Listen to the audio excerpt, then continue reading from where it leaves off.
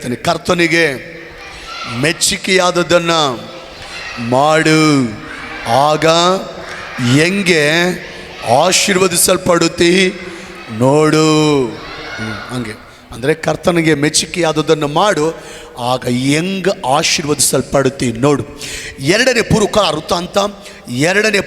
ವೃತ್ತಾಂತ 26ನೇ ಅಧ್ಯಾಯ 4 ಮತ್ತು 5ನೇ ವಚನ. ಅವನು, ಜೋರಾಗಿ ಹೇಳ್ರಮ್ಮ, ಅವನು ತನ್ನ ತಂದೆಯಾದ ಅಮಚ್ಯನಂತೆ ಯೆಹೋವನ ಚಿತ್ತಾನುಸಾರವಾಗಿ ನಡೆದನು. ದೇವಭಕ್ತಿಯನ್ನು ಬೋಧಿಸುತ್ತಿದ್ದ ಜಕರ್ಯನ ಜೀವಮಾನದಲ್ಲಿ ಅವನು ದೇವರನ್ನು ಅವಲಂಬಿಸಿಕೊಂಡಿದ್ದನು. ಹೀಗೆ ಅವಲಂಬಿಸಿದ್ದ ಕಾಲದಲ್ಲೆಲ್ಲ ದೇವರಾದ ಯೆಹೋವನು ಅವನನ್ನು ಅಭಿವೃದ್ಧಿಗೆ ತಂದನು. ಯಾರ ಬಗ್ಗೆ ಇಲ್ಲಿ ವಾಕ್ಯ ಬರೆಯಲ್ಪಟ್ಟಿದೆ, ಯಾರ ಬಗ್ಗೆ ನಾವಿಲ್ಲಿ ಧ್ಯಾನ ಮಾಡ್ತಾ ಇದ್ದೀವಿ, ಯಾರ ಬಗ್ಗೆ ಇಲ್ಲಿ ಅಧ್ಯಯನ ಮಾಡ್ತಾ ಇದ್ದೀವಿ, ಯಾರ ಬಗ್ಗೆ ಇಲ್ಲಿ ವಾಕ್ಯನ ಧ್ಯಾನಿಸ್ತಾ ಇದ್ದೀವಿ ಅಂದರೆ ಅರಸನಾದಂಥ ಉಜ್ಜೀಯನ ಬಗ್ಗೆ. ಆ ಅರಸನ ಹೆಸರು ಉಜ್ಜೀಯನು ಎಂಬುದಾಗಿ, ಆ ರಾಜನ ಹೆಸರು ಉಜ್ಜೀಯನು ಎಂಬುದಾಗಿ. ಈ ಉಜ್ಜೀಯನು ಯಹೂದ ದೇಶಕ್ಕೆ ರಾಜನಾಗಿದ್ದಾನೆ, ಯಹೂದ ದೇಶಕ್ಕೆ ಅರಸನಾಗಿದ್ದಾನೆ. ಸತ್ಯವೇದ ಹೇಳುತ್ತೆ, ಈ ಅರಸನು ತನ್ನ ತಂದೆಯಾದಂಥ ಅಮಚ್ಯನಂತೆ, ಅಂದರೆ ಆತನು ಕೂಡ ರಾಜನೇ. ಆ ಉಜ್ಜೀಯನು ಎಂಥವನೆಂದರೆ, ಉಜ್ಜೀಯನ ಬಗ್ಗೆ ನನ್ನ ಸತ್ಯವೇದ ಹೇಳ್ತದೆ, ನಿಮ್ಮ ಸತ್ಯವೇದ ಹೇಳ್ತದೆ. ಆ ಉಜ್ಜೀಯನು ಎಂಥ ವ್ಯಕ್ತಿ ಅಂದರೆ, ತನ್ನ ತಂದೆಯಾದಂಥ ಅಮಚ್ಯನಂತೆ ಯೆಹೋವನ ಚಿತ್ತಾನುಸಾರವಾಗಿ ನಡೆದನು, ದೇವರನ್ನು ಅವಲಂಬಿಸಿ ನಡೆದನು. ಇನ್ನೊಂದು ಮುಖ್ಯವಾದ ವಿಷಯ, ದೇವರಿಗೆ ಮೆಚ್ಚುಗೆಯಾದಂಥ ಕಾರ್ಯಗಳನ್ನು ಮಾಡಿದನು. ಒಂದನೇದಾಗಿ ತಂದೆಯಾದ ಅಮಚ್ಯನಂತೆ ನಡೆದನು, ದೇವರನ್ನ ಅವಲಂಬಿಸಿ ನಡೆದನು, ಮತ್ತು ದೇವರಿಗೆ ಮೆಚ್ಚುಗೆಯಾದದ್ದನ್ನು ಮಾಡಿದನು ಅಂತ ಯಾರ ಬಗ್ಗೆ ಬರೆಯಲ್ಪಟ್ಟಿದೆ? ಉಜ್ಜಿಯ ರಾಜನ ಬಗ್ಗೆ ಸತ್ಯವೇದ ನಮಗೆ ತಿಳಿಸ್ತಾ ಇದೆ. ಮಗನಿ ಮಗಳೇ, ಸಹೋದರ ಸಹೋದರಿ, ಈಗ ಹೇಳ್ತೀನಿ ಕೇಳಿಸ್ಕೊ. ಅವನು ಅಂದರೆ ಉಜ್ಜಿಯನು ದೇವರನ್ನ ಆತ್ಕೊಂಡಿದ್ದಕ್ಕೆ, ದೇವರನ್ನ ಅವಲಂಬಿಸಿ ನಡೆದಿದ್ದಕ್ಕೆ, ದೇವರಿಗೆ ಮೆಚ್ಚುಗೆಯಾದ ಕಾರ್ಯಗಳನ್ನು ಮಾಡಿದ್ದಕ್ಕೆ, ದೇವಶೋತ್ರ ಆ ಅರಸನು ಒಂದಲ್ಲ, ತಾನು ಮಾಡಬೇಕಂತ ಇರುವಂಥ ಎಲ್ಲ ಕಾರ್ಯಗಳನ್ನು ದೇವರು ನೆರವೇರಿಸಿದಾನೆ. ಆ ಅರಸನು ಮಾಡಬೇಕಂತ ಇರುವ ಒಂದು ಕೆಲಸ ಅಲ್ಲ, ಅವನು ದೇವ್ರನ್ನ ಆತ್ಕೊಂಡಿದ್ದಕ್ಕೆ, ಅವನು ದೇವ್ರನ್ನ ನಂಬಿದ್ದಕ್ಕೆ, ಅವನು ದೇವ್ರನ್ನ ಪ್ರೀತಿ ಮಾಡಿದ್ದಕ್ಕೆ, ಅವನು ದೇವ್ರನ್ನ ಹಿಂಬಾಲಿಸಿದ್ದಕ್ಕೆ, ಅವನು ದೇವರಿಗೆ ಮೆಚ್ಚುಗೆಯಾದದ್ದನ್ನೇ ಮಾಡಿದ್ದಕ್ಕೆ, ಅವನು ಮಾಡಿದ ಒಂದು ಕೆಲಸ ಅಲ್ಲ, ಅವನು ಮಾಡಿದ ಒಂದು ಪ್ರಯತ್ನ ಅಲ್ಲ, ಅವನು ಮಾಡಿದ ಎಲ್ಲ ಪ್ರಯತ್ನವನ್ನು ನನ್ನ ದೇವರು ಸಫಲ ಮಾಡಿದ್ದಾನೆ, ನನ್ನ ದೇವರು ನೆರವೇರಿಸಿದ್ದಾನೆ. ಹಲ್ಲೆಲೂಯ. ಉಜ್ಜಿಯ ಒಂದು ಕೆಲಸ ಅಲ್ಲ, ಹೇಳ್ರಿ ಮುಂದೆ, ಎಲ್ಲ ಕೆಲಸನ ದೇವರು ನೆರವೇರಿಸಿದ್ದಾನೆ. ಮಗನಿ ಮಗಳೇ, ಸಹೋದರ ಸಹೋದರಿ, ನಿಮ್ಮಲ್ಲಿ ಕೆಲವು ಜನ ನೀವು ಮನೆ ಕಟ್ಟಬೇಕಂತ ಪ್ರಯತ್ನಿಸಿ ಆ ಮನೆ ಕಟ್ಟುವಂಥ ಕೆಲಸ ಅರ್ಧಕ್ಕೆ ನಿಂತೋಗಿದೆಯಾ? ಆ ಮನೆ ಕೆಲಸ ಅರ್ಧಕ್ಕೆ ನಿಂತೋಗಿದ್ದು ನೋಡಿ ದುಃಖ ಪಡ್ತಾ ಇದೆಯಾ? ದೇವಶೋತ್ರ, ಈ ಬೆಳಗಿನ ಜಾವ ಪರಿಶುದ್ಧಾತ್ಮ ದೇವ್ರು ನಿನ್ನ ಜೊತೆ ಮಾತಾಡ್ತಾನೆ. ಮನೆ ಕಟ್ಟಬೇಕಂತ ಪ್ರಯತ್ನಿಸಿ ಆ ಮನೆ ಕಟ್ಟುವಂಥ ಕೆಲಸ ಅರ್ಧಕ್ಕೆ ನಿಂತೋಗಿದೆಯಾ? ದೇವರನ್ನ ಅವಲಂಬಿಸಿ ಜೀವಿಸು, ದೇವರಿಗೆ ಮೆಚ್ಚುಗೆಯಾದದ್ದನ್ನು ಮಾಡು, ಆಗ ದೇವರು ಹೆಂಗೆ ಆ ಮನೆ ಕಟ್ಟಿ ಮುಗಿಸ್ತಾನೋ ನಿನಗೆ ಆಶ್ಚರ್ಯ ಆಗುತ್ತೆ. ಭಾಳ ದಿನಗಳಿಂದ ಒಂದು ವ್ಯಾಪಾರನ ಆರಂಭಿಸ್ಬೇಕಂತ ಪ್ರಯತ್ನಿಸ್ತಾ ಇದೆಯಾ? ಭಾಳ ದಿನಗಳಿಂದ ಯಾವುದೋ ಒಂದು ವ್ಯಾಪಾರನ ಆರಂಭಿಸ್ಬೇಕಂತ ಪ್ರಯತ್ನ ಮಾಡ್ತಾ ಇದೆಯಾ? ಆಗ್ತಾ ಇಲ್ವಾ? ಬೇಸರ ಆಗ್ತಾ ಇದೆಯಾ? ದುಃಖ ಆಗ್ತಾ ಇದೆಯಾ? ಚಿಂತಿಸ್ಬೇಡ, ದೇವರನ್ನ ಹತ್ಕೋ, ದೇವರನ್ನ ಅವಲಂಬಿಸು, ದೇವರಿಗೆ ಮೆಚ್ಚುಗೆಯಾದದನ್ನು ಮಾಡು. ಆವಾಗ ನೋಡು ದೇವರು ಹೆಂಗೆ ಆ ವ್ಯಾಪಾರನ ಆರಂಭಿಸ್ತಾನೋ ನಿನಗೆ ಆಶ್ಚರ್ಯ ಆಗುತ್ತೆ. ಮಕ್ಕಳ ಮದುವೆ ವಿಷಯ ಅರ್ಧಕ್ಕೆ ನಿಂತೋಗಿದೆಯಾ? ಮದುವೆ ಆಗ್ತಾ ಇಲ್ವಾ? ನನ್ನ ಮಕ್ಕಳಿಗೆ ಮದುವೆ ಆಗ್ತಾ ಇಲ್ಲ ಅಂತ ದುಃಖ ಪಡ್ತಾ ಇದೆಯಾ? ಮದುವೆ ಅರ್ಧಕ್ಕೆ ನಿಂತೋಯ್ತಂತ ದುಃಖ ಪಡ್ತಾ ಇದೆಯಾ? ದೇವ್ರನ್ನ ಹತ್ಕೋ, ದೇವ್ರನ್ನ ಅವಲಂಬಿಸಿ ಜೀವಿಸು. ಉಜ್ಜಿ ಅಂತರ ದೇವರಿಗೆ ಮೆಚ್ಚುಗೆಯಾದದನ್ನು ಮಾಡು. ಆಗ ನೋಡು ನಿಮ್ಮ ಮಕ್ಕಳ ಮದುವೆನ ಹೆಂಗೆ ದೇವ್ ಗ್ರ್ಯಾಂಡಾಗಿ ಮಾಡ್ತಾನೋ, ನಿನಗೆ ಶಾಕ್ ಆಗುತ್ತೆ. ಸಾಲದ ಸಮಸ್ಯೆ ನೀಗುತ್ತೆ ಅಂತ ಅಂದ್ಕೊಳ್ತಾ ಇದೀಯಾ, ಸಾಲದಿಂದ ಹೊರಗೆ ಬರ್ತೀನಿ ಅಂತ ಅಂದ್ಕೊಳ್ತಾ ಇದೀಯಾ, ಆದರೆ ಸಾಲದಿಂದ ಹೊರಗೆ ಬರೋಕ್ಕಾಗ್ತಾ ಇಲ್ಲ. ದೇವ್ರನ್ನ ಹತ್ಕೋ, ದೇವ್ರನ್ನ ಅವಲಂಬಿಸು. ಉಜ್ಜಿ ಅಂತರ ದೇವರಿಗೆ ಮೆಚ್ಚುಗೆಯಾದದನ್ನು ಮಾಡು, ದೇವರಿಗೆ ಇಷ್ಟ ಆಗಿರೋದನ್ನು ಮಾಡು. ಆಗ ನೋಡು ದೇವರು ಹೆಂಗೆ ನಿನ್ನನ್ನು ಸಾಲದಿಂದ ಹೊರಗೆ ತರ್ತಾನೋ, ನಿನಗೆ ಆಶ್ಚರ್ಯ ಆಗುತ್ತೆ. ಸೇವೆ ಬೆಳೀತಾ ಇಲ್ಲ ಅಂತ ಚಿಂತಿಸ್ತಾ ಇದೆಯಾ, ಸೇವೆ ಅಭಿವೃದ್ಧಿ ಆಗ್ತಾ ಇಲ್ಲ ಅಂತ ವೇದನೆ ಪಡ್ತಾ ಇದೆಯಾ, ಹೆಂಗಿದ್ದ ಸೇವೆ ಹಂಗಿದೆ ಅಂತ ದುಃಖ ಪಡ್ತಾ ಇದೆಯಾ, ದೇವ್ರನ್ನ ಹತ್ಕೋ, ದೇವರನ್ನ ಅವಲಂಬಿಸು, ದೇವರಿಗೆ ಮೆಚ್ಚುಗೆಯಾಗಿದ್ದನ್ನು ಮಾಡು. ಆಗ ನೋಡು ದೇವರು ಹೆಂಗೆ ನಿಮ್ಮ ಸೇವೆನ ಡಬಲ್ ಆಗಿ ವಿಸ್ತಾರ ಮಾಡ್ತಾನೋ, ನಿನಗೆ ಆಶ್ಚರ್ಯ ಆಗುತ್ತೆ. ಎಷ್ಟು ಆಸ್ಪತ್ರೆಗಳು ತಿರುಗಿದ್ರು ನಿಮ್ಮ ರೋಗದಿಂದ ಸೌಖ್ಯ ಹೊಂದಲಿಕ್ಕಾಗ್ತಾ ಇಲ್ವಾ? ನಿಮ್ಮ ಕಾಯಿಲೆಯಿಂದ ನೀವು ಬಿಡುಗಡೆ ಹೊಂದಿಕೊಳ್ಳೋಕ್ಕಾಗ್ತಾ ಇಲ್ವಾ? ಎಷ್ಟು ಆಸ್ಪತ್ರೆಗೆ ತಿರುಗಿದ್ರು ಗುಣ ಆಗ್ತಾ ಇಲ್ವಾ? ಎಷ್ಟು ಆಸ್ಪತ್ರೆಗೆ ತಿರುಗಿದ್ರು ವಾಸಿ ಆಗ್ತಾ ಇಲ್ವಾ? ಅಯ್ಯೋ, ಎಷ್ಟು ತಿರುಗಿದ್ರು ವಾಸಿ ಆಗ್ತಾ ಇಲ್ಲ ಅಂತ ದುಃಖ ಪಡ್ತಾ ಇದೆಯಾ? ದೇವ್ರನ್ನ ಹತ್ಕೋ, ದೇವ್ರನ್ನ ಅವಲಂಬಿಸು, ದೇವರಿಗೆ ಮೆಚ್ಚುಗೆಯಾದದ್ದನ್ನೇ ಮಾಡು. ಆಗ ನೋಡು ದೇವರು ಹೆಂಗೆ ನಿನ್ನ ಸ್ವಸ್ಥಪಡಿಸ್ತಾನೆ, ಗುಣಪಡಿಸ್ತಾನೆ, ವಾಸಿ ಮಾಡ್ತಾನೆ, ಬಿಡುಗಡೆ ಮಾಡ್ತಾನೆ, ಸಾಕ್ಷಿಯಾಗಿ ನಿಲ್ಲಿಸ್ತಾನೆ. ನಿನಗೆ ಆಶ್ಚರ್ಯ ಆಗುತ್ತೆ. ದೇವರಿಗೆ ಮೆಚ್ಚುಗೆಯಾದದನ್ನು ಮಾಡು, ಆಗ ಹೆಂಗ ಆಶೀರ್ವದಿಸಲ್ಪಡ್ತೀನಿ ನೋಡು. ಮಗನಿ ಮಗಳೇ, ಸೋದರ ಸೋದರಿ, ಏನು ಮಾಡಬೇಕಂತೆ? ದೇವ್ರನ್ನ ಹತ್ಕೋಬೇಕಂತೆ, ದೇವ್ರನ್ನ ಅವಲಂಬಿಸ್ಬೇಕಂತೆ, ದೇವರಿಗೆ ಮೆಚ್ಚುಗೆಯಾದದನ್ನೇ ಮಾಡಬೇಕಂತೆ. ಉಜ್ಜಿಯ ಈ 3 ಮಾಡಿದ್ದಾನೆ. ಉಜ್ಜಿಯ ಈ 3 ಮಾಡಿದ್ದಾನೆ. ನನ್ನ ದೇವರು ಉಜ್ಜಿಯನನ್ನ ಎಕ್ಸ್ಟ್ರಾರ್ಡಿನರಿಯಾಗಿ ಆಶೀರ್ವಾದ ಮಾಡಿದ್ದಾನೆ. ಈ ಭಾನುವಾರ ಉಜ್ಜಿಯನ ದೇವರು ನಮ್ಮದಲ್ಲಿದ್ದಾನೆ. ಉಜ್ಜಿಯನ ದೇವರು ನಮ್ಮದಲ್ಲಿದ್ದಾನೆ. ಯಾರು ದೇವ್ರನ್ನ ಹತ್ಕೊಳ್ತಾರೋ, ಯಾರು ದೇವರನ್ನ ಅವಲಂಬಿಸ್ತಾರೋ, ಯಾರು ದೇವರಿಗೆ ಮೆಚ್ಚುಗೆಯಾದದ್ದನ್ನೇ ಮಾಡ್ತಾರೋ, ನನ್ನ ದೇವರು ನೆಕ್ಸ್ಟ್ ಲೆವೆಲ್ಗೆ ಅವ್ರ ಕುಟುಂಬನ, ಅವ್ರ ಮಕ್ಕಳನ್ನ, ಅವ್ರ ದುಡಿಮೆನ, ಅವ್ರ ವ್ಯಾಪಾರನ, ಅವ್ರ ಸೇವೆನ ನೆಕ್ಸ್ಟ್ ಲೆವೆಲ್ಗೆ ದೇವರು ತೆಗೆದುಕೊಂಡು ಹೋಗ್ತಾ ಇದ್ದಾನೆ. ಹಲ್ಲೆಲೂಯಾ. ನಿಮ್ಮ ಮೈಂಡ್ ಬ್ಲೋ ಆಗಂಗೆ ಒಂದು ಮಾತು ಹೇಳ್ತೀನಿ, ನಿಮ್ಮ ಮೈಂಡ್ ಬ್ಲೋ ಆಗಂಗೆ ಒಂದು ಥಾಟ್ ಹೇಳ್ತೀನಿ. ಇಷ್ಟ ಆದರೆ ಈ ಮಾತು ಕೇಳಿ ನಿಮಗೆ ರೋಷ ಬಂದರೆ, ಈ ಮಾತು ಕೇಳಿ ನಿಮ್ಮ ತಲೆ ಕೆಟ್ಟೋದ್ರೆ ಆಮೇಲೆ ಹೇಳಬೇಕು. ರೆಡಿನಾ? ದೇವರಿಗೆ ಸ್ತೋತ್ರ.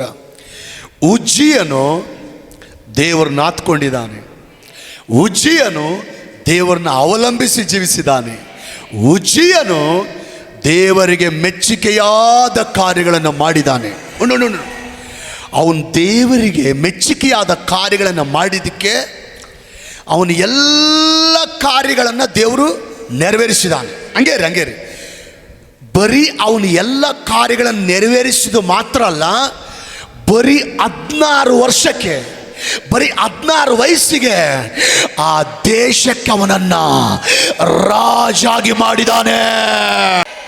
ಒಂದು ಮಾತು ಹೇಳ್ತೀನಿ, 16 ವರ್ಷದ ಹುಡುಗನಿಗೆ ಯಾವ ರಾಜಕೀಯ ಪಕ್ಷದವರು MLA ಸೀಟ್ ಕೊಡಂದ್ರೆ ಕೊಡ್ತಾರೇನ್ರಿ? ಇತಿಹಾಸದಲ್ಲಿ ಯಾರಾದರೂ BJP ಪಕ್ಷದವರಾಗಲಿ, ಕಾಂಗ್ರೆಸ್ ಪಕ್ಷದವರಾಗಲಿ, JDS ಪಕ್ಷದವರಾಗಲಿ 16 ವರ್ಷದ ಹುಡುಗನಿಗೆ ಒಂದು MLA ಸೀಟ್ ಕೊಡ್ತಾರೇನ್ರಿ? ಕೊಟ್ಟಿದ್ದಾರೇನ್ರಿ? ಸಾಧ್ಯ ಇಲ್ರಿ. ಆದರೆ ನನ್ನ ದೇವ್ರನ್ನ ಉಜ್ಜಿ ಹಾತ್ಕೊಂಡಿದ್ದಕ್ಕೆ ನನ್ನ ದೇವರನ್ನ ಉಜ್ಜಿಯ ಅವಲಂಬಿಸಿ ಜೀವಿಸಿದ್ದಕ್ಕೆ, ಉಜ್ಜಿಯನು ಕರ್ತನಿಗೆ ಮೆಚ್ಚುಗೆಯಾದ ಕಾರ್ಯಗಳನ್ನು ಮಾಡಿದ್ದಕ್ಕೆ, ಬರೀ 16 ವಯಸ್ಸಿಗೆ ನನ್ನ ದೇವರು ಸರ್ವಶಕ್ತನಾದ ದೇವರು ಇಸ್ರಾಯೇಲ್ ದೇಶಕ್ಕೆ ಕಿಂಗ್ ಆಗಿ, ರಾಜಾಗೆ ನೇಮಕ ಮಾಡಿದಾನೆ. ಇದು ನನ್ನ ದೇವ್ರ ಗ್ರೇಟ್ನೆಸ್.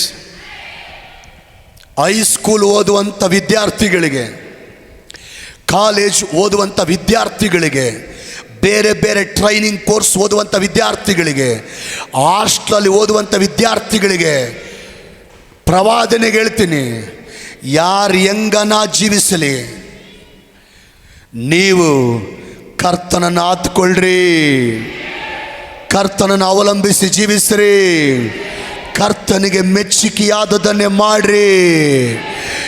ಭಾಳ ಕಡಿಮೆ ವಯಸ್ಸಿಗೆ ದೇವರು ನೀವು ಒಳ್ಳೆ ಒಳ್ಳೆ ಜಾಬ್ಗಳಿಗೆ ಹೋಗಂಗೆ, ಒಳ್ಳೆ ಒಳ್ಳೆ ಸ್ಥಾನಗಳಿಗೆ ಹೋಗಂಗೆ నా దేవుడు కార్యం చేస్తాడు. ನನ್ನ ದೇವರು ಕಾರ್ಯ ಮಾಡ್ತಾನೆ.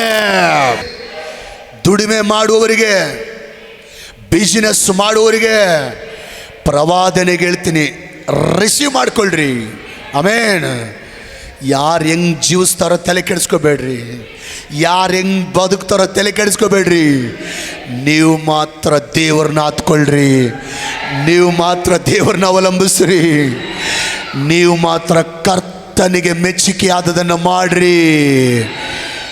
ಅತಿ ಕಡಿಮೆ ಟೈಮಲ್ಲಿ ನಿಮ್ಮ ಬಿಸ್ನೆಸ್ಗಳನ್ನ ದೇವರು ಉನ್ನತಕ್ಕೆ ತರ್ತಾನೆ.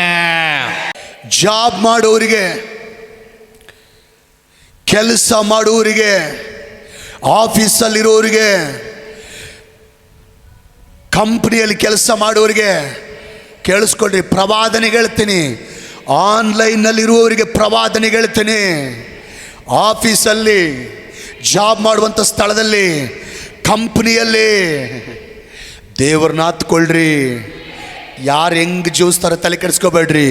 ನೀವು ಮಾತ್ರ ದೇವ್ರನ್ನ ಹತ್ಕೊಳ್ರಿ, ನೀವು ಮಾತ್ರ ದೇವ್ರನ್ನ ಅವಲಂಬಿಸಿ ಜೀವಿಸ್ರಿ, ನೀವು ಮಾತ್ರ ದೇವರಿಗೆ ಮೆಚ್ಚುಗೆಯಾದದನ್ನು ಮಾಡ್ರಿ. ನೀವಿರುವಂಥ ಆಫೀಸಲ್ಲಿ, ನೀವಿರುವಂಥ ಉದ್ಯೋಗದ ಸ್ಥಳದಲ್ಲಿ, ನೀವಿರುವಂಥ ಕಂಪನಿಯಲ್ಲಿ ಇನ್ನೂ ಉನ್ನತ ಹುದ್ದೆಗೆ ದೇವರು ನಿಮ್ಮನ್ನ ಮೇಲೆತ್ತಾನೆ. ಸೇವೆ ಮಾಡೋರಿಗೆ ಪ್ರವಾದನೆಗೆ ಹೇಳ್ತಾ ಇದ್ದೀನಿ. ಸೇವೆ ಮಾಡುವಂಥ ಸೇವಕರೇ, ನಿಮಗೆ ಪ್ರವಾದನೆಗೆ ಹೇಳ್ತಾ ಇದ್ದೀನಿ, ಪ್ರವಾದನೆನ ರಿಸೀವ್ ಮಾಡ್ಕೊಳ್ರಿ. ಯಾರು ಹೆಂಗೆ ಜೀವಿಸ್ತಾರೋ ತಲೆ ಕೆಡಿಸ್ಕೋಬೇಡ್ರಿ. ನೀವು ಮಾತ್ರ ದೇವ್ರನ್ನ ಹತ್ಕೊಳ್ರಿ, ನೀವು ಮಾತ್ರ ದೇವ್ರನ್ನ ಅವಲಂಬಿಸ್ರಿ, ನೀವು ಮಾತ್ರ ಕರ್ತನಿಗೆ ಮೆಚ್ಚುಗೆಯಾದದನ್ನು ಮಾಡ್ರಿ. ನೀವು ದೇವರಿಗೆ ಮೆಚ್ಚುಗೆಯಾದದನ್ನು ಮಾಡುವಾಗ ನಿಮ್ಮ ಸೇವೆನ ದೇವರು ಡಬಲ್ ಆಗಿ, ಎರಡರಷ್ಟಾಗಿ, ವಿಸ್ತಾರವಾಗಿ ನಿಮ್ಮ ಸೇವೆನ ದೇವ್ರ ಮೇಲೆ ತರ್ತಾನೆ. ಮನೆಯಲ್ಲಿರುವಾಗ ದೇವ್ರನ್ನ ಹತ್ಕೊಳ್ರಿ, ದೇವ್ರನ್ನ ಅವಲಂಬಿಸ್ರಿ, ಕರ್ತನಿಗೆ ಮೆಚ್ಚುಗೆಯಾದದನ್ನು ಮಾಡ್ರಿ. ನಿಮ್ಮ ಕುಟುಂಬನ ದೇವರು ಉನ್ನತಕ್ಕೆ ತರ್ತಾನೆ. ಅನ್ಯರ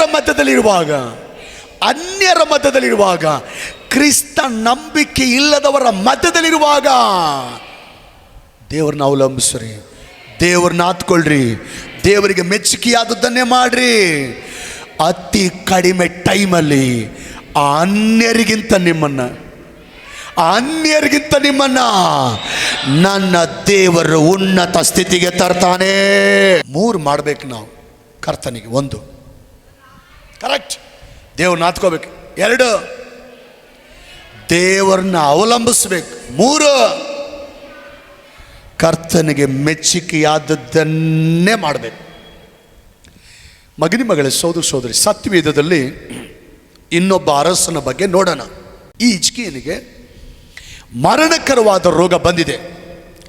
ಮರಣಕರವಾದ ರೋಗ ಬಂದಾಗ ಪ್ರವಾದಿ ಬಂದು, ಸಾಧಾರಣ ಪ್ರವಾದಿ ಅಲ್ಲ, ಮಾಮೂಲಿ ಪ್ರವಾದಿ ಅಲ್ಲ, ದೊಡ್ಡ ಪ್ರವಾದಿ, ಶ್ರೇಷ್ಠ ಪ್ರವಾದಿ ಯೆಶಾಯನು ಬಂದು ಹೇಳ್ತಾನೆ, ನಿನ್ನ ಮನೆಯ ವಿಷಯವಾಗಿ ವ್ಯವಸ್ಥೆ ಮಾಡು, ನಿನ್ನ ಮನೆ ಜವಾಬ್ದಾರಿನ ಬೇರೆಯವ್ರಿಗೆ ಒಪ್ಪಿಸು, ನಿನ್ನ ಅರಮನೆ ಜವಾಬ್ದಾರಿನ ಬೇರೆಯವ್ರಿಗೆ ಒಪ್ಸು, ನಿನ್ನ ಅಧಿಕಾರನ ಬೇರೆ ಯಾರಿಗೇನೋ ವ್ಯವಸ್ಥೆ ಮಾಡು. ನೀನು ಸಾಯ್ತೀಯ, ನೀನು ಉಳಿಯಲ್ಲ. ನೀನು ಸಾಯೋದು ಗ್ಯಾರಂಟಿ, ನೀನು ಉಳಿಯಲ್ಲ. ನೀನು ಬದುಕಿದ್ದಂಗಲೇ ಯಾರ್ಯಾರಿಗೆ ಏನೇನು ಕೊಡಬೇಕು ವ್ಯವಸ್ಥೆ ಮಾಡು ಅಂತ ಹೇಳಿದರು. ಮಗನೇ ಸೋದರಿ, ನಾನೊಂದು ಮಾತು ಹೇಳ್ತೀನಿ. ಪ್ರತಿಯೊಬ್ಬ ವಿಶ್ವಾಸಿಗಳಿಗೆ ಇಬ್ಬರದು ಧೈರ್ಯ, ಪ್ರತಿಯೊಬ್ಬ ವಿಶ್ವಾಸಿಗಳಿಗೆ ಇಬ್ಬರದು ಧೈರ್ಯ ಭಾಳ ಇರ್ತದೆ. ಆ ಇಬ್ಬರು ಯಾರಂತ ಹೇಳ್ತೀರಾ? ಒಂದು ದೇವರು, ಕರೆಕ್ಟ್. ಪ್ರತಿಯೊಬ್ಬ ವಿಶ್ವಾಸಿಗೆ ಇಬ್ಬರದು ಭಾಳ ಧೈರ್ಯ ಇರ್ತದೆ. ಒಂದು ದೇವರು, ಇದು ದೊಡ್ಡ ಧೈರ್ಯ, ಇದು ದೊಡ್ಡ ಧೈರ್ಯ. ಎರಡನೇ ಧೈರ್ಯ ಯಾರು? ಸೇವಕರು. ಕರೆಕ್ಟಾ? ಭಾಳ ಜನ ಹೇಳೋದು ಕೇಳಿಸ್ಕೊಂಡಿನಿ. ನಮ್ಮ ಪಾಸ್ಟ್ರ್ ಬಾಯಾಗ ಒಂದು ಮಾತು, ಸ್ವಸ್ಥ ಆಗ್ತಿ ಅಂದರೆ ಸಾಕು, ನಾನು ಸ್ವಸ್ಥ ಆದಂಗೆ. ಕೆಲವರು ಹೇಳೋದು ನಾನು ಕೇಳಿಸ್ಕೊಂಡಿನಿ. ನಮ್ಮ ಪಾಸ್ಟ್ರ್ ಬಾಯಿಂದ ಈ ಕೆಲಸ ಸಕ್ಸಸ್ ಆಗುತ್ತೆ ಅಂತ ಅವ್ರ ಬಾಯಿಂದ ಬಂದರೆ ಸಾಕು, ಆ ಕೆಲಸ ಸಕ್ಸಸ್ ಆದಂಗೆ. ನಮ್ಮ ಪಾಸ್ಟ್ರ್ ಬಾಯಿಂದ ಏನು ಆಗಲ್ಲ, ಧೈರ್ಯವಾಗಿರಿ ಅಂತ ಒಂದು ಬಾಯಿ ಅವ್ರ ಬಾಯಲ್ಲಿ ಬಂದರೆ ಸಾಕು, ನಮ್ಮ ಪಾಸ್ಟ್ರಮ್ ಅವ್ರ ಬಾಯಲ್ಲಿ ಬಂದರೆ ಸಾಕು, ನಾವು ಸ್ವಸ್ಥ ಆದಂಗೆ, ನಮಗೇನಾಗಲ್ಲ. ಅಷ್ಟು ಧೈರ್ಯ ದೇವ್ರ ಮೇಲೆ, ಅಷ್ಟು ಧೈರ್ಯ ಸೇವಕರ ಮೇಲೆ. ಆದರೆ ನಾನೊಂದು ಮಾತು ಹೇಳ್ತೀನಿ, ದೇವ್ರು ಫಸ್ಟು, ನಾನು ಸೆಕೆಂಡು ಅಲ್ಲ, ನಾನು ಥರ್ಡು ಅಲ್ಲ, ನಾನು ಫೋರ್ತ್ ಅಲ್ಲ, ನಾನು ಲಾಸ್ಟ್ ಅಂದ್ಕೊಳ್ಳೋಣ, ರೈಟ್. ಆದರೆ ದೇವರು ನನ್ನನ್ನು ಪಾಸ್ಟ್ರಮ್ ಅವ್ರನ್ನ ದೇವರು ಆ ರೀತಿ ಉಪಯೋಗಿಸಿದ್ರೆ, ನಾವು ಒಂದು ಮಾತು ಹೇಳುವಾಗ ಆ ಮಾತಿನಂತೆ ನಿಮಗೆ ಸ್ವಸ್ಥತೆ ಗುಣ ಆಗಿದ್ರೆ ದೇವರಿಗೆ ಸ್ತೋತ್ರ, ಎಲ್ಲ ಮಹಿಮೆ ದೇವರಿಗೆ ಉಂಟಾಗಲಿ.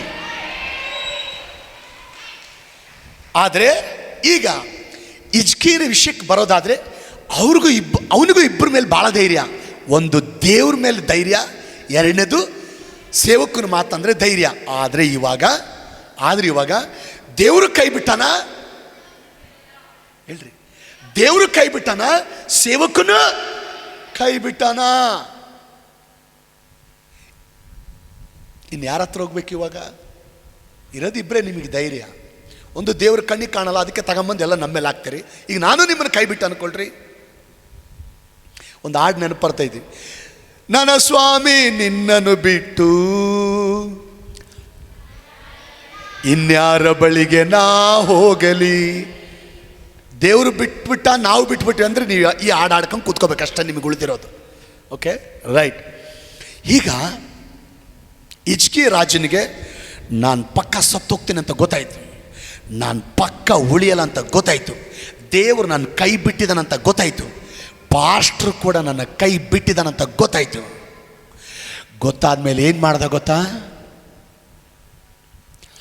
ಯೆರೂಸಲೇಮಿನಲ್ಲಿ ಎಲ್ಲಿ ಆಲಯ ಕಟ್ಟಿದ್ರಲ್ವಾ, ಆ ಯೆರೂಸಲೇಮಿನಲ್ಲಿ ಆಲಯ ಇದ್ದರೆ, ಅವನು ಬೇರೆ ಪಟ್ಟಣದಲ್ಲಿದ್ದರೆ, ಅವನು ಬೇರೆ ಸ್ಥಳದಲ್ಲಿದ್ದರೆ, ಆ ಸ್ಥಳದಿಂದ ಕಿಟಕಿನ ತೆಗೆದು ಯಾವ ಕಡೆ ಆಲಯ ಇದೆ, ಯಾವ ಕಡೆ ಪ್ರಾರ್ಥನಾ ಸ್ಥಳ ಇದೆ, ಆ ಪ್ರಾರ್ಥನಾ ಸ್ಥಳದ ಕಡೆ ಮುಖ ಮಾಡಿ ಒಂದು ಪ್ರಾರ್ಥನೆ ಮಾಡ್ತಾನೆ. ಏನು ಪ್ರಾರ್ಥನೆ ಮಾಡ್ತಾನೆ ಅಂದರೆ, ದೇವಾ, ನಾನು ನಿನಗೆ ನಂಬಿಗಸ್ತನಾಗಿಯೂ, ನಾನು ನಿನಗೆ ಯಥಾರ್ಥ ಚಿತ್ತನಾಗಿಯೂ, ನಾನು ನಿನಗೆ ಒಳ್ಳೆಯವನಾಗಿಯೂ ನಡ್ಕೊಂಡಿದ್ದನ್ನು ನೀನು ಜ್ಞಾಪಕ ಮಾಡಿಕೋ. ನಾನು ನಿನಗೆ ಮೆಚ್ಚುಗೆಯಾಗಿರುವುದನ್ನೇ ಮಾಡಿದ್ದನ್ನು ಜ್ಞಾಪಕ ಮಾಡಿಕೊ ಅಂತ ಪ್ರಾರ್ಥಿಸಿ ಬಹಳವಾಗಿ ಅತ್ತನು ಅಂತ ಸತ್ಯವೇದ ಹೇಳ್ತದೆ. ಬಹಳವಾಗಿ ಅತ್ತು ಅತ್ತು ಅತ್ತು ಅತ್ತು ಗೋಳಾಡಿ ಗೋಳಾಡಿ ಗೋಳಾಡಿ ಗೋಳಾಡಿ ಪ್ರಾರ್ಥಿಸಿದನು ಅಂತ ಸತ್ಯವೇದ ಹೇಳ್ತದೆ. ಅವನು ಪ್ರಾರ್ಥಿಸುವಾಗ ಈಗೊಂದು ಮಾತು ಹೇಳ್ತೀನಿ, ನನ್ನ ದೇವರು ನಮ್ಮ ಎಲ್ಲ ಕಾರ್ಯಗಳನ್ನು ನೆರವೇರಿಸುವ ದೇವರು ಮಾತ್ರ ಅಲ್ಲ, ಮರಣಕರವಾದ ಪರಿಸ್ಥಿತಿಯಲ್ಲಿ ಕೂಡ ನಮ್ಮನ್ನು ಬದುಕಿಸಿ ತಿರುಗಿ ಜೀವ ಕೊಡುವ ದೇವರಾಗಿದ್ದಾನೆ. ಯಾವ ದೇವರು ಹಿಜ್ಕೀಯ ಉಳಿಯಲ್ಲ ಅಂದಿದ್ನೋ ಅದೇ ದೇವರಿಗೆ ಕರುಣೆ ಬಂದು ಆಮೇಲೆ ಬರಲಿಲ್ಲ. ಅದೇ ದೇವರಿಗೆ ಕರುಣೆ ಬಂದು, ಅದೇ ದೇವರಿಗೆ ಕನಿಕರ ಬಂದು, ಅದೇ ದೇವರಿಗೆ ಹಿಜ್ಕೀಯನ ಮೇಲೆ ಪ್ರೀತಿ ಬಂದು ಮರಣಕರವಾದ ರೋಗದಿಂದ ಅವನನ್ನು ಸ್ವಸ್ಥಪಡಿಸಿ ತಿರುಗಿ ಜೀವ ಕೊಟ್ಟಿದ್ದಾನೆ, ತಿರುಗಿ ಆರೋಗ್ಯ ಕೊಟ್ಟಿದ್ದಾನೆ, ತಿರುಗಿ ಬಲ ಕೊಟ್ಟಿದ್ದಾನೆ. ಎಕ್ಸ್ಟ್ರಾ 15 ವರ್ಷ ಆಯಸ್ಸು ಕೊಟ್ಟಿದ್ದಾನೆ. ಆಮೇನ್. ನಿಮ್ಮಲ್ಲಿ ಬಹಳ ಜನ ಅನಾರೋಗ್ಯದಲ್ಲಿ ಬಂದಿದ್ದೀರಾ, ಕಾಯಿಲೆಗಳಲ್ಲಿ ಬಂದಿದ್ದೀರಾ, ಮರಣಕರವಾದ ಪರಿಸ್ಥಿತಿಗಳಲ್ಲಿ ಬಂದಿದ್ದೀರಾ, ಡಾಕ್ಟರ್ಗಳಿಂದ ಕೈ ಬಿಡಲ್ಪಟ್ಟವರಾಗಿ ಬಂದಿದ್ದೀರಾ, ಆಸ್ಪತ್ರೆಗಳಿಂದ ಕೈ ಬಿಡಲ್ಪಟ್ಟವರಾಗಿ ಬಂದಿದ್ದೀರಾ. ನಾನು ಗುಣ ಆಗ್ತೀನಿ, ನಾನು ವಾಸಿ ಆಗ್ತೀನಿ, ನಾನು ಸ್ವಸ್ಥತೆ ಆಗ್ತೀನಿ, ನಾನು ಚೆನ್ನಾಗಿ ಆಗ್ತೀನಿ ಅನ್ನುವಂಥ ಆಶೆನೇ ಕಳ್ಕೊಂಡು ಬಂದಿದ್ದೀರಾ. ಒಂದು ಮಾತು ಹೇಳ, ಹಿಜ್ಕೀಯನಾಗೆ ಒಂದು ಪ್ರಾರ್ಥನೆ ಮಾಡ್ರಿ. ಏನು ಗೊತ್ತಾ? ದೇವಾ, ನಾನು ನಿನ್ನನ್ನೇ ಆತ್ಕೊಳ್ತೀನಪ್ಪ, ನಾನು ನಿನ್ನನ್ನೇ ಅವಲಂಬಿಸ್ತೀನಪ್ಪ, ನಾನು ನಿನಗೆ ಮೆಚ್ಚುಗೆಯಾದದ್ದನ್ನೇ ಮಾಡ್ತೀನಪ್ಪ ಅಂತ ಪ್ರಾರ್ಥಿಸ್ರಿ. ಏ దేవుడైతే ಹಿಜ್ಕೀಯ ರಾಜನ ಸ್ವಸ್ಥಪಡಿಸಿನಾಡೋ, ಯಾವ ದೇವರಾದರೂ ಹಿಜ್ಕೀಯ ರಾಜನನ್ನು ಸ್ವಸ್ಥ ಮಾಡಿದನು, ಅದೇ ದೇವರು ಇವತ್ತು ನಿಮ್ಮನ್ನು ಸ್ವಸ್ಥ ಮಾಡಲಿಕ್ಕೆ ಶಕ್ತನಾಗಿದ್ದಾನೆ, ನಿಮ್ಮನ್ನು ಗುಣಪಡಿಸಲಿಕ್ಕೆ ಶಕ್ತನಾಗಿದ್ದಾನೆ, ನಿಮ್ಮನ್ನು ವಾಸಿ ಮಾಡಲಿಕ್ಕೆ ಶಕ್ತನಾಗಿದ್ದಾನೆ, ಮತ್ತೆ ನಿಮ್ಮನ್ನು ಬದುಕಿಸಲಿಕ್ಕೆ ಶಕ್ತನಾಗಿದ್ದಾನೆ. ಒಂದು ಪ್ರಾರ್ಥನೆ ಮಾಡಬೇಕು. ದೇವರೇ, ನಿನ್ನನ್ನು ಆತ್ಕೊಳ್ತೀನಪ್ಪ, ದೇವರೇ ನಿನ್ನನ್ನೇ ಅವಲಂಬಿಸ್ತೇನಪ್ಪ, ದೇವರೇ ನಿನಗೆ ಮೆಚ್ಚುಗೆಯಾದದ್ದನ್ನೇ ಮಾಡ್ತೇನಪ್ಪ. ಸೀರಿಯಸ್ ಆಗಿ ಪ್ರಾರ್ಥನೆ ಮಾಡಬೇಕು, ಸೀರಿಯಸ್ ಆಗಿ ಪ್ರಾರ್ಥನೆ ಮಾಡಬೇಕು. ನೀವು ರೀತಿ ಪ್ರಾರ್ಥನೆ ಮಾಡಲಿಕ್ಕೆ ಸ್ಟಾರ್ಟ್ ಮಾಡ್ತಿರುವಾಗಲೇ ಮೇಲಿಂದ ಮೇಲೆ ನಿಮ್ಮ ಕುಟುಂಬದಲ್ಲಿ ಅದ್ಭುತಗಳನ್ನು ಮಾಡಿ ನಿಮ್ಮ ಕುಟುಂಬನ ದೇವರ ಅಭಿವೃದ್ಧಿಗೆ ತರ್ತಾನೆ. ಆಮೇಲೆ ಬರಲಿಲ್ಲ. ದೇವರೇ, ನಾವು ನಿನ್ನನ್ನೇ ಆತ್ಕೊಳ್ತೀವಪ್ಪ, ನಾವು ನಿನ್ನನ್ನೇ ಅವಲಂಬಿಸ್ತೀವಪ್ಪ, ನಿನಗೆ ಮೆಚ್ಚುಗೆಯಾದದ್ದನ್ನೇ ಮಾಡ್ತೀವಪ್ಪ ಅಂತ ನೀವು ಸೀರಿಯಸ್ ಆಗಿ ಪ್ರಾರ್ಥನೆ ಮಾಡಿದರೆ ಚಿಕ್ಕ ವಯಸ್ಸಿಗೆ ನಿಮ್ಮ ಮಕ್ಕಳು ಒಳ್ಳೆ ಜಾಬಿಗೆ ಹೋಗೋ ಥರ, ಒಳ್ಳೆ ಸ್ಥಾನಗಳಿಗೆ ಹೋಗೋ ಥರ ನಿಮ್ಮ ಮಕ್ಕಳನ್ನ ದೇವರ ಅಭಿವೃದ್ಧಿಗೆ ತರ್ತಾನೆ. ದೇವರೇ, ನಿನ್ನನ್ನೇ ಆತ್ಕೊಳ್ತೀವಪ್ಪ, ನಿನ್ನನ್ನೇ ಅವಲಂಬಿಸ್ತೀವಪ್ಪ, ನಿನಗೆ ಮೆಚ್ಚುಗೆಯಾಗಿದ್ದನ್ನೇ ಮಾಡ್ತೀವಪ್ಪ ಅಂತ ನೀವು ಸೀರಿಯಸ್ ಆಗಿ ಪ್ರಾರ್ಥನೆ ಮಾಡಿದರೆ ನಿಮ್ಮ ದುಡಿಮೆ ವ್ಯಾಪಾರಗಳನ್ನ ದೇವರು 2ರಷ್ಟು ಅಭಿವೃದ್ಧಿಗೆ ತರ್ತಾನೆ. ನಿನ್ನನ್ನೇ ಆತ್ಕೊಳ್ತೀವಿ ನಾವು ನಿನ್ನನ್ನೇ ಆತ್ಕೊಳ್ತೀವಪ್ಪ, ನಿನ್ನನ್ನೇ ಅವಲಂಬಿಸ್ತೀವಪ್ಪ, ನಿಮಗೆ ಮೆಚ್ಚುಗೆಯಾಗಿದ್ದನ್ನೇ ಮಾಡ್ತೀವಪ್ಪ ಅಂದರೆ ಈ ಸೇವೆಯನ್ನು ದೇವರು 2ರಷ್ಟು ವಿಸ್ತಾರವ ಮಾಡಿ ಅಭಿವೃದ್ಧಿಗೆ ತರ್ತಾನೆ. ಒಂದು ಸಾರಿ ನಮ್ಮ ಆರಾಧನೆಗೆ ಗಂಡ ಹೆಂಡತಿ ಇಬ್ಬರು ಬಂದಿದ್ದಾರೆ. ಗಂಡ ಹೆಂಡತಿ ಇಬ್ಬರು ಆರಾಧನೆಗೆ ಬಂದಿದ್ದಾರೆ. ಗಂಡನ ಸಮಸ್ಯೆ ಏನಂದರೆ ತಲೆ ಸರಿ ಇಲ್ಲ. ಆತನಿಗೆ ತಲೆ ಸರಿ ಇಲ್ದಂಗಾಗಿ ಎಲ್ಲಿ ಬೇಕಂದ್ರೆ ಅಲ್ಲಿ ಹೋಗ್ತಾ ಇರ್ತಾನೆ, ಎಲ್ಲಿ ಬೇಕಂದ್ರೆ ಅಲ್ಲಿ ತಿರುಗ್ತಾ ಇರ್ತಾನೆ. ಒಂದೊಂದು ಸಾರಿ ಹೋದರೆ ತಿಂಗಳಾದರೂ, 2 ತಿಂಗಳಾದರೂ, 3 ತಿಂಗಳಾದರೂ, 5 ತಿಂಗಳಾದರೂ ಮನೆ ಸೇರಲ್ಲ, ಮನೆಗೆ ಬರಲ್ಲ. ಹೆಂಡ್ತಿ ಮಕ್ಕಳು ಕಷ್ಟಪಟ್ಟು ಹುಡ್ಕೊಂಡು ಎಲ್ಲಿದ ನಮ್ಮ ಗಂಡ ಅಂತ ಹುಡ್ಕೊಂಬಂದು ಎಳ್ಕೊಂಬಂದು ಮನೇಲಿದ್ರು ಕೂಡ ಇವತ್ತು ಮನೆಯಾಗಿರ್ತಾನೆ, ಮತ್ತೆ ಹೋಗ್ಬಿಡ್ತಾನೆ, ಎಲ್ಲಿ ಬೇಕಂದ್ರೆ ಅಲ್ಲಿ ಹೋಗ್ತಾನೆ. ಇದರಿಂದ ಆ ಮನೆಯವರಿಗೆ ಸಾಕಾಗೋಗಿದೆ. ಅಲ್ಲಿ ಇಲ್ಲಿ ಎಲ್ಲ ಕಡೆ ಕರ್ಕೊಂಡೋಗಿದ್ದಾರೆ, ಗುಣ ಆಗಿಲ್ಲ. ಕೊನೆಗೆ ಯಾರೋ ನಿಮ್ಮಂಥವರು ಕರ್ತನ ಸುವಾರ್ತೆಯನ್ನು ಹೇಳಿದರೆ, ಕರ್ತನ ಪ್ರೀತಿಯನ್ನು ಸಾರಿದರೆ ಈ ಸ್ಥಳಕ್ಕೆ ಬಂದಿದ್ದಾರೆ. ಬಂದಾಗ ಅವ್ರ ಸಮಸ್ಯೆ ಎಲ್ಲ ಹೇಳಿದ್ದಾರೆ. ಆಯಿತು, ನಾವು ಪ್ರೇಯರ್ ಮಾಡ್ತೀವಮ್ಮ, ದೇವ್ರ ಮೇಲೆ ನಂಬಿಕೆ ಇಡ್ರಿ ಅಂತ ಹೇಳಿದ್ವಿ. ಆಯ್ತು ಅಂದಾರ. ಪ್ರಾರ್ಥನೆ ಮುಗಿಸ್ಕೊಂಡು ಹೋಗ್ಬೇಕಾದ್ರೆ ಅವ್ರು ಮಾತು ಹೇಳ್ತಾರೆ, ಸಾರ್ ನಾವು ಇಲ್ಲೇ ಇರ್ತೀವಿ ಸಾರ್, ಆಲಯದಲ್ಲಿ ಕೆಲವು ವಾರನೋ ಕೆಲವು ತಿಂಗಳು ಇಲ್ಲೇ ಇರ್ತೀವಿ ಸಾರ್, ಇಲ್ಲೇ ಪ್ರೇಯರ್ ಮಾಡ್ಕೊಂಡಿರ್ತೀವಿ ಸಾರ್ ಅಂದಾರ. ಆಯಿತು ಅಂತ ಹೇಳಿದ್ದೀನಿ. ಅವರೆಲ್ಲ ಲಗೇಜ್ ತಗೊಂಬಂದು ಇಲ್ಲೇ ಅಡಿಗೆ ಮಾಡ್ಕೊಂಡು ಇಲ್ಲೇ ಇದ್ದಾರೆ. ಅವರು ದಿನ ಆಲಯದಲ್ಲಿ ಆಲಯ ಗುಡಿಸುತ್ತಾ, ಆಲಯ ಸ್ವಚ್ಛ ಮಾಡುತ್ತಾ, ಭಾನುವಾರ ಬಂದರೆ ಚಾಪೆ ಹಾಸ್ತಾ, ಚೇರ್ ಹಾಕುತ್ತಾ, ಆಲಯನ ನೀಟಾಗಿಡುತ್ತಾ, ಆಲಯನ ಸ್ವಚ್ಛ ಮಾಡುತ್ತಾ, ಆಲಯದ ಸೇವೆ ಮಾಡುತ್ತಾ, ಆಲಯದ ಕೆಲಸ ಮಾಡುತ್ತಾ, ಆಲಯನ ಗುಡಿಸುತ್ತಾ, ಆಲಯನ ಸ್ವಚ್ಛವಾಗಿಡುತ್ತಾ, ಆಲಯನ ನೀಟಾಗಿಡುತ್ತಾ, ಆಲಯದಲ್ಲಿ ಚೇರ್ ಹಾಕುತ್ತಾ, ಆಲಯದಲ್ಲಿ ಚಾಪೆ ಹಾಕುತ್ತಾ, ಎಲ್ಲ ಸಾಮಗ್ರಿಗಳನ್ನ ಇಡುತ್ತಾ, ಆಲಯದಲ್ಲಿ ಸೇವೆ ಮಾಡಿ ದೇವರನ್ನ ಘನಪಡಿಸಿ ಮಹಿಮೆಪಡಿಸಿದ್ದಾರೆ. ಆತನು ಸೇವೆ ಮಾಡಿ ಆತನನ್ನು ಘನಪಡಿಸಿದ್ದಾರೆ. ನಿಜ ಹೇಳ್ತೇನೆ, ಒಂದೇ ವಾರ ಅವರು ಸುಮಾರು ತಿಂಗಳಿಲ್ಲಿದ್ದರು.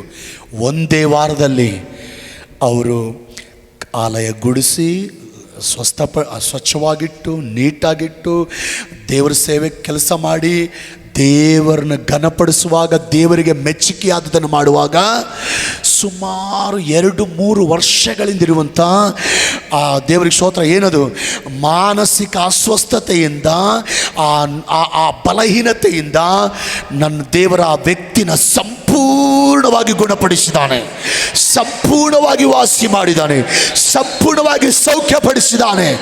ಚಪ್ಪಾಳೆ ತಟ್ಟಿ ದೇವರಿಗೆ. ಆಲಯನ ಗುಡಿಸೋದು ದೇವರಿಗೆ ಮೆಚ್ಚುಗೆಯಾದ ಕಾರ್ಯ. ಆಲಯನ ಸ್ವಚ್ಛವಾಗಿಡೋದು ದೇವರಿಗೆ ಮೆಚ್ಚುಗೆಯಾದ ಕಾರ್ಯ. ಆಲಯದಲ್ಲಿ ಚಾಪೆ ಹಾಕೋದು ದೇವರಿಗೆ ಮೆಚ್ಚುಗೆಯಾದ ಕಾರ್ಯ. ಆಲಯದಲ್ಲಿ ಚೇರ್ ಹಾಕೋದು ದೇವರಿಗೆ ಮೆಚ್ಚುಗೆಯಾದ ಕಾರ್ಯ. ಆಲಯನ ಸ್ವಚ್ಛವಾಗಿಡೋದು, ಆಲಯನ ನೀಟಾಗಿಡೋದು ದೇವರಿಗೆ ಮೆಚ್ಚುಗೆಯಾದ ಕಾರ್ಯ. ಆಲಯದಲ್ಲಿ ಅಡಿಗೆ ಸೇವೆಗಳನ್ನು ಮಾಡೋದು ದೇವರಿಗೆ ಮೆಚ್ಚುಗೆಯಾದ ಕಾರ್ಯ. ಇವರೆಲ್ಲ ದೇವರನ್ನ ಘನಪಡಿಸ್ತಾರೆ. Hallelujah, amen. ಮಗನೇ ಸೋದರಿ, ಇನ್ನು ಮಾತು ಹೇಳ್ತೀನಿ. ಆಲಯದ ಕೆಲಸ ಮಾಡುವುದು ದೇವರಿಗೆ ಮೆಚ್ಚುಗೆಯಾದ ಕಾರ್ಯ. ಈಗ ಒಂದು ಮಾತು ಹೇಳ್ತೀನಿ, ದೇವ್ರ ಸ್ತೋತ್ರ. ಇವಾಗ ಒಂದು ಮಾತು ಹೇಳ್ತೀನಿ, ರೋಷದಿಂದ ಆಮೇಲೆ ಹೇಳಿ. Hallelujah, praise Lord. ಬಹಳ ಅಂದರೆ ಬಹಳ ದೇವರನ್ನ ಪ್ರೀತಿಸೋರು, ಆಮೇಲೆ ಹೇಳ್ಬೇಕು. ಬಹಳ ಅಂದರೆ ಬಹಳ ದೇವ್ರನ್ನ ಪ್ರೀತಿಸೋರು, ದೇವರನ್ನ ಆತ್ಕೊಳ್ಳೋರು, ದೇವರನ್ನ ಅವಲಂಬಿಸೋರು, ದೇವರಿಗೆ ಮೆಚ್ಚುಗೆಯಾದದ್ದನ್ನೇ ಮಾಡುವವರು, ದೇವರಿಗೆ ಇಷ್ಟ ಆಗಿರೋದನ್ನೇ ಮಾಡುವವರು. ಅವರು ಎಂಥ ಅನಾರೋಗ್ಯದಲ್ಲಿದ್ದರು, ಎಂಥ ಕಾಯಿಲೆಯಲ್ಲಿದ್ದರು, ದೇವರು ಯೆಹೋವ ರಾಫಾಗಿ, ಆರೋಗ್ಯದಾಯಕನಾಗಿ, ಡಾಕ್ಟರ್ ಆಗಿ ಅವ್ರನ್ನ ಸ್ವಸ್ಥಪಡಿಸಿ ಅವ್ರನ್ನ ಅನಾರೋಗ್ಯದಿಂದ ಹೊರಗೆ ತರ್ತಾನೆ. ದೇವರಂದ್ರೆ ಬಹಳ ಪ್ರೀತಿ ಮಾಡೋರು, ದೇವ್ರನ್ನ ಹತ್ಕೊಂಡವರು, ದೇವ್ರನ್ನ ಅವಲಂಬಿಸಿದವರು, ದೇವರಿಗೆ ಮೆಚ್ಚುಗೆಯಾದದ್ದನ್ನೇ ಮಾಡೋರ ಮೇಲೆ ಎಷ್ಟು ಶತ್ರುಗಳು, ಎಂಥ ಬಲಶಾಲಿ ಶತ್ರುಗಳು ಅವ್ರಿಗೆ ವಿರೋಧವಾಗಿ ಬಂದ್ರು, ದೇವರೇ ಯೆಹೋವ ನಿಸ್ಸಿಯಾಗಿ ಅವ್ರ ಪಕ್ಷ ನಿಂತು ಯುದ್ಧ ಮಾಡ್ತಾನೆ.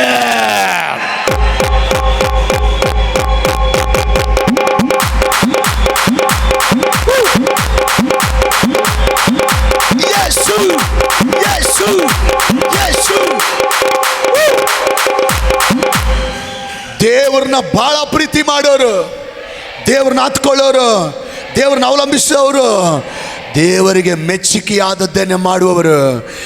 ಅವ್ರಿಗೆ ಎಷ್ಟು ಕೊರತೆಗಳು ಬಂದರು, ಅವ್ರಿಗೆಷ್ಟು ಕಷ್ಟಗಳು ಬಂದರು, ಅವರೆಷ್ಟು ಕೊರತೆಗಳು ಬಂದರು, ದೇವರು ಯೆಹೋವ ಹಿರಿಯಾಗಿ ಅವರ ಸಹಾಯಕ್ಕೆ ನಿಂತು ಅವರಿಗೆ ಬೇಕಾದದ್ದನ್ನೇ ದೇವರು ಒದಗಿಸಿ ಕೊಡ್ತಾನೆ.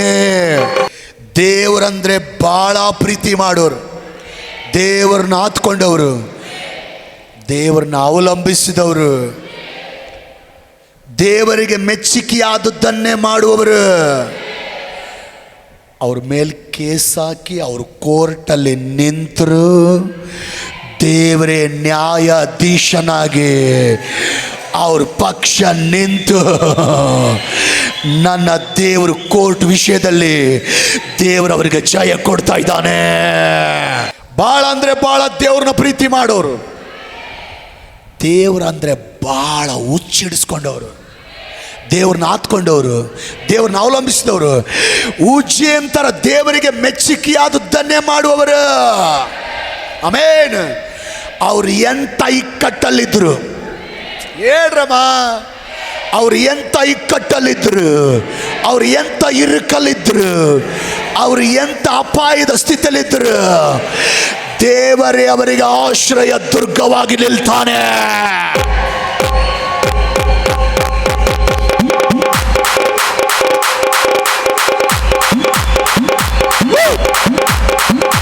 ಯೇಸು, ಯೇಸು, ಯೇಸು. ದೇವರು ನಮಗೆ, ದೇವರು ನಿಮಗೆ ಆಶ್ರಯ ದುರ್ಗ ಅಲ್ಲ. ಯಾರಿಗೆ ಹೇಳ್ರಿ? ಭಾಳ ಅಂದರೆ ಭಾಳ ದೇವ್ರನ್ನ ಪ್ರೀತಿ ಮಾಡೋರು, ಭಾಳ ಅಂದರೆ ಭಾಳ ದೇವ್ರನ್ನ ಆತ್ಕೊಂಡವರು, ಭಾಳ ಅಂದರೆ ಭಾಳ ದೇವ್ರನ್ನ ಅವಲಂಬಿಸಿದವರು, ದೇವರಂದರೆ ಹುಚ್ಚಿಡಿಸ್ಕೊಂಡವರು, ಅವರಿಗೆ ದೇವರ ಆಶ್ರಯ ದುರ್ಗ. ನನಗೆ ದೇವರ ಆಶ್ರಯ ದುರ್ಗ. ಪಾಸ್ಟ್ರಮ್ ಅವರಿಗೆ ದೇವರ ಆಶ್ರಯ ದುರ್ಗ. ಮೊದಲೇ ಲೈನಲ್ಲಿ ಕೂತ್ಕೊಂಡವರಿಂದ ಹಿಡಿದು ಕೊನೆ ಲೈನ್ವರೆಗೂ ಕೂತ್ಕೊಂಡವರಿಗೆ ದೇವರು ಆಶ್ರಯ ದುರ್ಗ. ಆನ್ಲೈನ್ನಲ್ಲಿ ಈ ವಾಕ್ಯ ನೋಡುವವರಿಗೆ ದೇವರು ಆಶ್ರಯ ದುರ್ಗ. ಅಪೋಸ್ತರ ಕೃತ್ಯ, ಅಪೋಸ್ತಲರು ಬರೆದ ಕೃತ್ಯ 13ನೇ ಅಧ್ಯಾಯ 22ನೇ ವಚನ. ಅವನು ನನಗೆ ಒಪ್ಪುವ ಮನುಷ್ಯನು, ಅವನು ನನ್ನ ಇಷ್ಟಾರ್ಥವನ್ನೆಲ್ಲ ನೆರವೇರಿಸುವವನು ಎಂಬುದಾಗಿ ಅವನ ವಿಷಯದಲ್ಲಿ ಸಾಕ್ಷಿ ಹೇಳಿದನು. ಯಾರ ಬಗ್ಗೆ ಬರೆಯಲ್ಪಟ್ಟಿದೆ ಈ ಮಾತಂದರೆ ದಾವೀದನ ಬಗ್ಗೆ ದೇವರು ಇಲ್ಲಿ ಸಾಕ್ಷಿ ಕೊಡ್ತಾನೆ. ಏನಂತ ಸಾಕ್ಷಿ ಕೊಡ್ತಾನೆ? ಆ ದಾವೀದನಿದಾನಲ್ಲ, ಆ ಅರಸನಾದ ದಾವೀದನಿದಾನಲ್ಲ, ಆ ಕುರಿ ಕಾಯುವಂಥ ದಾವೀದನಿದಾನಲ್ಲ, ಆ ಇಷಯನ ಮಗ ದಾವೀದನಿದಾನಲ್ಲ, ಅವನು ನನ್ನ ಮನಸ್ಸಿಗೆ ಒಪ್ಪುವ ಮನುಷ್ಯ. ಅವನು ನನ್ನ ಆತ್ಕೊಂಡಿದ್ದಾನೆ, ಅವನು ನನ್ನ ಅವಲಂಬಿಸಿದ್ದಾನೆ, ಅವನು ನನಗೆ ಮೆಚ್ಚುಗೆಯಾದದ್ದನ್ನೇ ಮಾಡಿದ್ದಾನೆ, ಅವನು ನನ್ನ ಮನಸ್ಸಿಗೆ ಒಪ್ಪುವ ಮನುಷ್ಯ. ನನಗೊಂದು ಪ್ರಶ್ನೆ, ಅಂಥದ್ದೇನು ದಾವೀದ ದೇವರ ಮನಸ್ಸಿಗೆ ಒಪ್ಪುವಂಥ ಕೆಲಸ ಮಾಡಿದ್ದಾನೆ? ಏನು ಮಾಡಿರ್ಬೋದು ಹೇಳ್ರಿ ನೋಡೋಣ.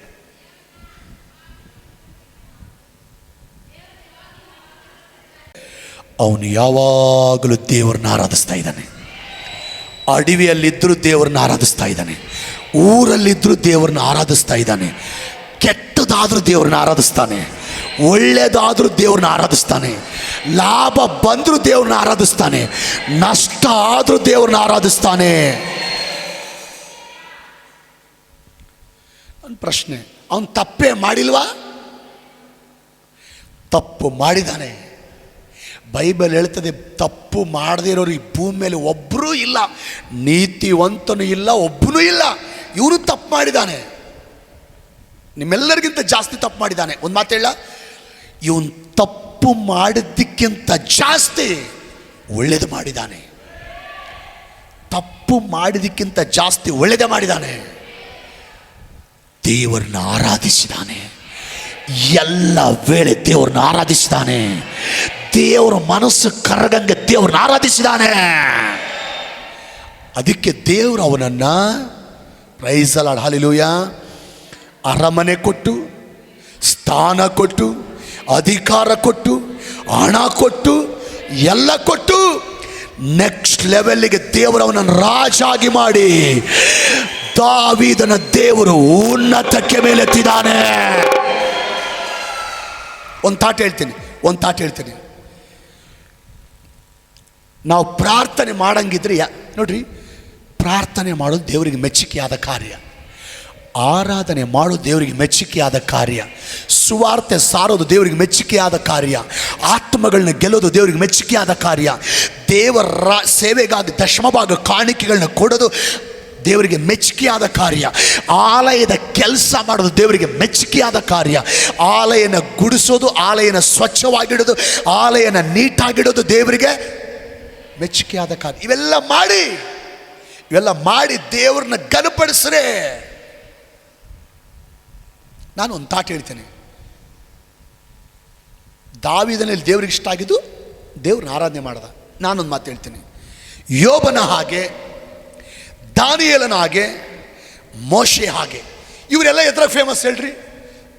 ಯೋಬ, ದಾನಿಯೇಲ, ಮೋಶೆ. ಇವರಲ್ಲಿ ದೇವರಿಗೆ ಇಷ್ಟ ಏನಾಯ್ತು ಗೊತ್ತಾ ಹೇಳ್ರಿ? ಯೋಬ ಪ್ರಾರ್ಥಿಸುವ ವ್ಯಕ್ತಿ. ಯೋಬನಿಂದ ದೇವರಿಗೆ ಇಷ್ಟ ಆಗಿದ್ದು ಪ್ರಾರ್ಥನೆ. ದಾನಿಯೇಲನಿಂದ ದೇವರಿಗೆ ಮೆಚ್ಚುಗೆ ಆಗಿದ್ದು ಪ್ರಾರ್ಥನೆ.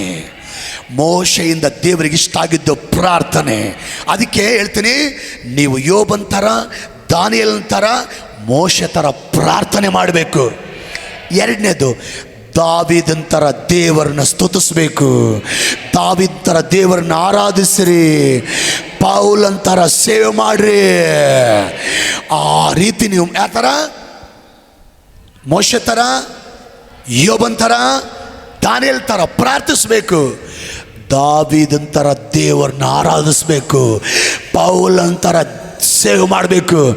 ಆ ರೀತಿ ಮಾಡುವಾಗ ಈಗ ರೋಷಧಾಮ ಹೇಳ್ರಿ, ನಿಮ್ಮ ಕುಟುಂಬನ, ನಿಮ್ಮ ಮಕ್ಕಳನ್ನ, ನಿಮ್ಮ ದುಡಿಮೆನ, ನಿಮ್ಮ ವ್ಯಾಪಾರನ, ನಿಮ್ಮ ಬೆಳೆನ, ನಮ್ಮ ಸೇವೆನ ನೆಕ್ಸ್ಟ್ ಲೆವೆಲ್ಗೆ ದೇವರು ತೆಗೆದುಕೊಂಡು ಹೋಗ್ತಾ ಇದ್ದಾನೆ.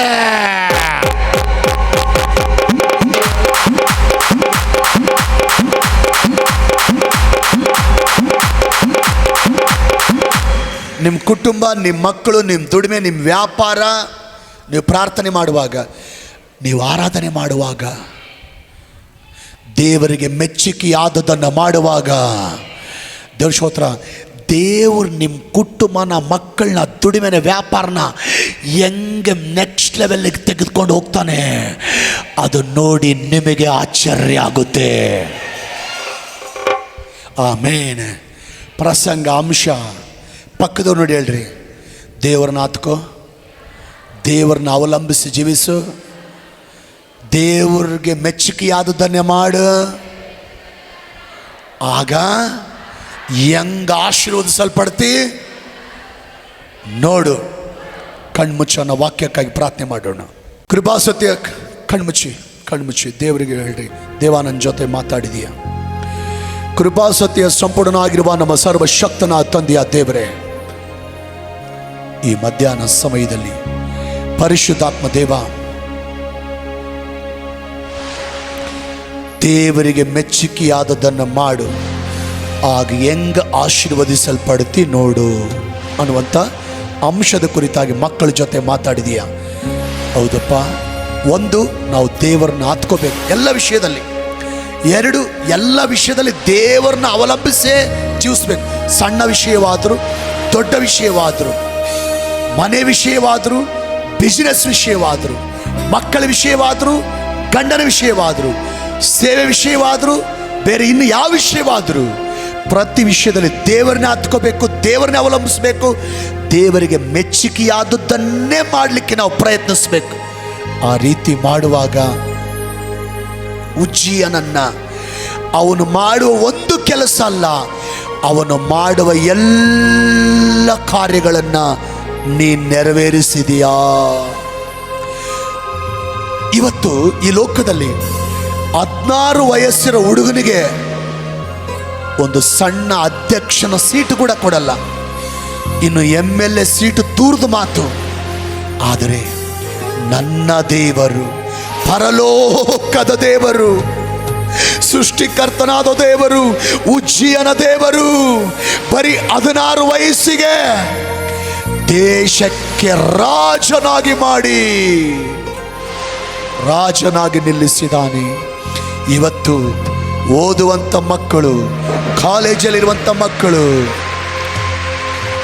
ಟ್ರೈನಿಂಗ್ ಕೋರ್ಸ್ಗಳನ್ನು ಓದುವಂಥ ಮಕ್ಕಳು, ಹಾಸ್ಟೆಲಲ್ಲಿರುವಂಥ ಮಕ್ಕಳು ಯಾರು ಹೆಂಗ್ ಜೀವಿಸ್ತಾರೋ ನೋಡಬೇಡ್ರಿ, ಅನ್ಯರು ನೋಡಬೇಡ್ರಿ.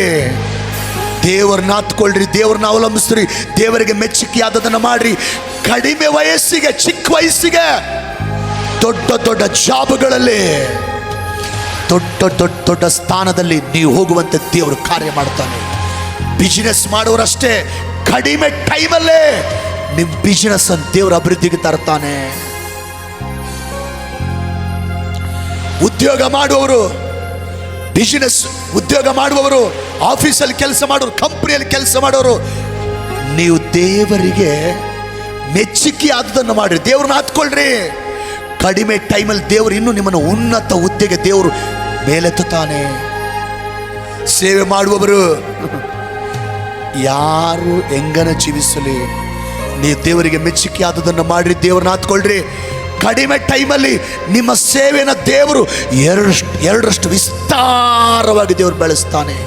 ಕೈಗೆಳೆತ್ತಿ ಹೇಳ್ರಿ, ಯೇಸಯ್ಯ ನಿನ್ನ ಕೃಪೆ ನಮ್ಮ ಮೇಲೆ ಇಳಿಯಲಿ, ನಿನ್ನ ದಯೆ ನಮ್ಮ ಮೇಲೆ ಇಳಿಯಲಿ, ನಿನ್ನ ಹಸ್ತ ನಮ್ಮ ಮೇಲೆ ಇಳಿಯಲಿ, ನಿನ್ನ ಬಲ ನಮ್ಮ ಮೇಲೆ ಇಳಿಯಲಿ, ನಿನ್ನ ಅಭಿಷೇಕ ನಮ್ಮ ಮೇಲೆ ಇಳಿಯಲಿ, ನಿನ್ನ ಪ್ರಸನ್ನತೆ ನಮ್ಮ ಮೇಲೆ ಇಳಿಯಲಿ, ನಿನ್ನ ಮಹಿಮೆ ನಮ್ಮ ಮೇಲೆ ಇಳಿಯಲಿ. ಯಾರ್ಯಾರು ಅನಾರೋಗ್ಯದಲ್ಲಿ ಬಂದಿದ್ದಾರೋ, ಅಸ್ವಸ್ಥತೆಯಲ್ಲಿ ಬಂದಿದ್ದಾರೋ, ಸ್ವಸ್ಥತ ಶಕ್ತಿ ಇಳಿಯಲೇ. ಇವತ್ತು ಬಿಡುಗಡೆ ಹೊಂದಿದವರಾಗಿ ಆನ್ಲೈನಲ್ಲಿ ಯಾರ್ಯಾರು ದೇವರು ನನ್ನ ಕುಟುಂಬನ ಮೇಲೆ ತರಬೇಕು, ನನ್ನ ಮಕ್ಕಳನ್ನ ಮೇಲೆ ತರಬೇಕು, ನನ್ನ ಗಂಡನ ಮೇಲೆ ತರಬೇಕು, ನನ್ನ ದುಡಿಮೆನ ಮೇಲೆ ತರಬೇಕು, ನನ್ನ ತಾಯಿನ ದೇವ್ರು ಸ್ವಸ್ಥ ಮಾಡಬೇಕು, ನನ್ನ ತಂದೆನ ದೇವ್ರು ಸ್ವಸ್ಥ ಮಾಡಬೇಕು, ನನ್ನ ಮಗಳನ್ನ ದೇವ್ರು ಸ್ವಸ್ಥ ಮಾಡಬೇಕು. ಈ ಸ್ಥಿತಿಯಿಂದ ನೆಕ್ಸ್ಟ್ ಲೆವೆಲ್ಗೆ ದೇವರು ನಮ್ಮ ಸೇವೆನ ಮೇಲೆ ಒಯ್ಯಬೇಕು. ಎಲ್ಲ ಕಡೆ ತಿರುಗುತ್ತಾ ಇದ್ದೀನಿ, ಗುಣ ಆಗ್ತಾ ಇಲ್ಲ, ದೇವರು ನನ್ನನ್ನು ಸೌಖ್ಯ ಪಡಿಸ್ಬೇಕು, ಸ್ವಸ್ಥ ಪಡಿಸ್ಬೇಕಂತ ಆನ್ಲೈನಲ್ಲಿ ಯಾರ್ಯಾರು ಕೈಗಳೆತ್ತಿ ಪ್ರಾರ್ಥನೆ ಮಾಡ್ತಾ ಇದ್ದಾರೋ, ದೇವರ ಶಕ್ತಿ ಅವರನ್ನು ತಾಕಲಿ, ದೇವ್ರ ಬಲ ಅವರನ್ನು ತಾಕಲಿ. ಪ್ರತಿಯೊಬ್ಬರು ಸ್ವಸ್ಥತೆ ಹೊಂದಿ, ಬಿಡುಗಡೆ ಹೊಂದಿ, ಸೌಖ್ಯ ಹೊಂದಿ ಇಲ್ಲಿಂದ ಹೋಗ್ಲಿಕ್ಕೆ ಸಹಾಯ ಮಾಡು. ಪ್ರಾರ್ಥನೆ ಕೇಳಿದಕ್ಕಾಗಿ ಸ್ತೋತ್ರ, ಮುಟ್ಟಿದ್ದಕ್ಕಾಗಿ ಸ್ತೋತ್ರ. ಸಕಲ ಸ್ತುತಿ ಘನಮಾನ ಮಹಿಮೆ ನಿಮಗೆ ಸಲ್ಲಿಸ್ತೇನೆ. ಯೇಸುವಿನ ನಾಮದಲ್ಲಿ ಪ್ರಾರ್ಥಿಸ್ತೇವೆ ತಂದೆಯೇ. ಜೋರಾಗಿ ಹೇಳೋಣ, ಗಟ್ಟಿಯಾಗಿ ಹೇಳೋಣ.